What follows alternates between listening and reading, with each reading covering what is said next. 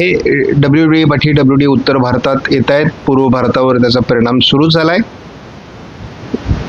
एक कमी दाबाचं क्षेत्र साधारण महाराष्ट्राच्या दक्षिणेकडून म्हणजे या भागामध्ये आहे.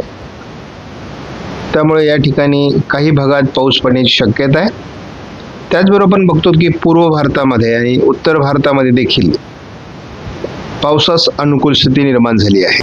भारतीय हवामान खात्याने दिलेल्या कालच्या अलर्टमध्ये आपण बघतो की उत्तराखंड, हिमाचल प्रदेश, पंजाब, दिल्ली, हरियाणा, उत्तर प्रदेश, जम्मू काश्मीर, लेह लडाख, ओरिसा, झारखंड, पश्चिम बंगाल, आसाम आणि नागालँड, सिक्कीम या भागामध्ये पावसासंदर्भातला ऑरेंज अलर्ट देण्यात आलेला होता. तर काल संपूर्ण राजस्थान, मध्य प्रदेश, महाराष्ट्र, तेलंगणा, कर्नाटक, आंध्र प्रदेश, केरळ आणि तामिळनाडू, बिहार, अरुणाचल प्रदेश या राज्यांमध्ये, छत्तीसगडमध्ये येलो अलर्ट देण्यात आलेला होता. आज 16 तारखेला देखील हिमाचल प्रदेश, पूर्व उत्तर प्रदेश, बिहार, झारखंड, पश्चिम बंगाल आणि ओरिसामध्ये ऑरेंज अलर्ट कायम आहे. तर जम्मू काश्मीर, लेह लडाख, उत्तराखंड, पंजाब, दिल्ली, उत्तर प्रदेश किंवा अरुणाचल प्रदेश, आसाम, सिक्कीम, नागालँड, संपूर्ण महाराष्ट्र, छत्तीसगड, तेलंगणा, कर्नाटक, केरळ आणि आंध्र प्रदेशमध्ये पावसाचा येलो अलर्ट कायम आहे. म्हणजे दक्षिणेकडील बहुतांश राज्यांमध्ये महाराष्ट्रासहित पावसाचा अंदाज देण्यात आलाय. येलो अलर्ट आहे मेघगर्जनेसह विजांच्या कडकडाटासह. पूर्व भारत आणि दक्षिण भारतात हा पाऊस आहे. पश्चिम भारत आणि उत्तर भारत, मध्य भारतातील पावसाचा प्रभाव कमी दाखवण्यात आला. मात्र 18 तारखेला पुन्हा एकदा बहुतांश भारतातील राज्यांमध्ये येलो अलर्ट देण्यात आला आहे. म्हणजे यामध्ये जम्मू काश्मीर, लेह लडाख, उत्तराखंड, हिमाचल प्रदेश, पश्चिमी राजस्थान, गुजरात, मध्य प्रदेश, महाराष्ट्र, तेलंगणा, कर्नाटक, तामिळनाडू, आंध्र प्रदेश, रायलसीमा, ओरिसा, झारखंड, छत्तीसगड, बिहार आणि पूर्वेकडील राज्यांमध्ये पुन्हा येलो अलर्ट सहित मेघगर्जनेसह पावसाचा अंदाज देण्यात आला आहे. त्यामुळे सातत्याने भारतीय हवामान खात्याकडून वेगवेगळ्या प्रकारचे अलर्ट जाहीर होत आहेत आणि ते शेतकऱ्यांपर्यंत पोहोचवण्याचं काम आपण करतो आहोत.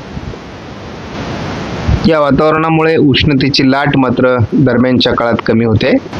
GFS मॉडेलने मात्र उत्तर भारत, पूर्व भारतामध्ये पावसाचा अंदाज आज 16 तारखेला दिला आहे. तोच 17 तारखेला दिलेला आहे. 18 तारखेला त्याच पद्धतीचा अंदाज आहे. 19 तारखेपासून महाराष्ट्रात पावसाचा अंदाज दिला आहे. 20 तारखेला देखील महाराष्ट्राच्या बहुतांश भागात, मध्य प्रदेशच्या भागात, छत्तीसगड, तेलंगणा, कर्नाटक, केरळ, तामिळनाडूच्या भागात पावसाचा अंदाज देण्यात आला आहे. हा पावसाचा अंदाज 21 तारखेलाही कायम दाखवण्यात आला आहे.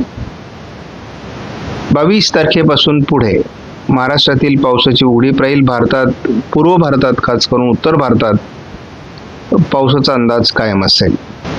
विदर्भ, उत्तर महाराष्ट्राचा आणि उत्तर मराठवाड्याचा अपवाद वगळता आता उष्णतेची लाट थोडी कमी होणार आहे.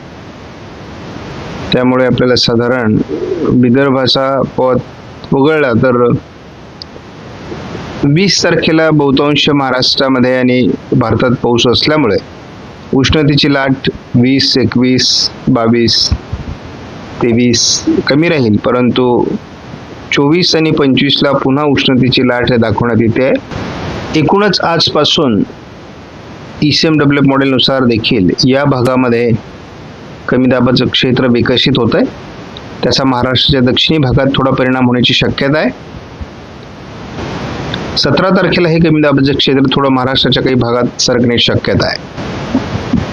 18 तारखेला त्याचा प्रभाव महाराष्ट्राच्या अंतर्गत भागात सरकण्यास सुरुवात होईल. दक्षिणेकडे सर्वदूर पावसाचा अंदाज आहे. बंगालच्या उपसागराच्या दक्षिण टोकाला देखील कमी दाबाचं क्षेत्र आहे आणि त्याच्यामधून एक प्रकारचं बाष्पयुक्त वारे हे महाराष्ट्राच्या आणि दक्षिण भारताच्या दिशेने सरकत आहेत. उत्तर भारतात WD सक्रिय आहे. 19 तारखेला विदर्भ, मराठवाड्याच्या, पश्चिम महाराष्ट्राच्या काही भागात गारपिटीसह, मेघगर्जनेसह वादळी पाऊस होण्याची शक्यता आहे. ICMW मॉडेलने विदर्भासहित मराठवाड्याच्या आणि उत्तर महाराष्ट्राच्या काही भागात पावसाळी क्षेत्र हे 20 तारखेला दाखवलं आहे. विदर्भात 21लाही पाऊस दाखवला आहे. 22 तारखेला थोडं मराठवाडा आणि विदर्भाच्या दक्षिणी पट्ट्यात पावसाची शक्यता आहे. 22 नंतर पुन्हा एकदा 25 तारखेपासून वातावरण बदलेल. 26 तारखेला देखील महाराष्ट्राच्या दक्षिणेकडून वातावरण राहील, म्हणजे पुन्हा एकदा महाराष्ट्राच्या दक्षिणेकडून या पट्ट्यामध्ये कमी दाबाच्या क्षेत्रामुळे वातावरण निर्मिती होईल. 27 तारखेलाही महाराष्ट्रात तुरळक पावसाचा अंदाज आहे. 28 तारखेला मराठवाडा, विदर्भात पावसाची शक्यता कायम आहे. 29 तारखेलाही विदर्भ, मराठवाड्याच्या काही भागात पावसाळी वातावरण असणार आहे. 30 तारखेलाही तुरळकच प्रभाव आहे, त्यामुळे फार मोठा पाऊस महाराष्ट्रात होईल असा अंदाज नाही आहे. मात्र महाराष्ट्रात खास करून ICMW मॉडेलने विदर्भ, मराठवाड्यावर याचा प्रभाव दाखवला आहे. उत्तर महाराष्ट्र, मध्य महाराष्ट्र, पश्चिम महाराष्ट्र आणि कोकण या विभागावर पावसाचा प्रभाव दाखवण्यात आलेला नाही.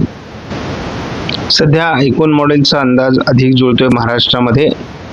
सध्या गडचिरोलीमध्ये पावसाची शक्यता दाखवण्यात आली आहे. सध्या आपण बघतो 18 तारखेला महाराष्ट्राच्या बहुतांश भागात आयकॉन मॉडेलने पाऊस दाखवला आहे. यामध्ये पश्चिम महाराष्ट्र, मध्य महाराष्ट्र, मराठवाडा आणि विदर्भ असा समावेश आहे. कोकण आणि उत्तर महाराष्ट्रात याचा प्रभाव दाखवलेला नाही.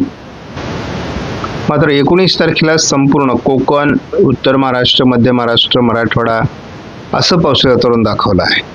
त्यामुळे महाराष्ट्रात बऱ्याच भागात पाऊस होईल. 20 तारखेला हे वातावरण विदर्भाच्या दिशेने सरकण्याची शक्यता आहे. 21 तारखेलाही मराठवाडा, विदर्भात काही ठिकाणी पाऊस होऊ शकतो.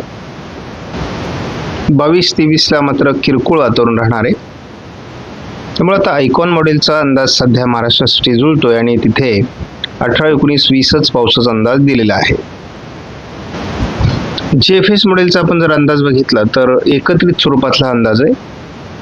यामध्ये महाराष्ट्राचा कोकण पट्टीचा भाग जर सोडला तर खास करून सोलापूर, लातूर, नांदेड आणि काही प्रमाणात सांगली, साताऱ्याच्या भागात जोरदार पावसाचा अंदाज आहे.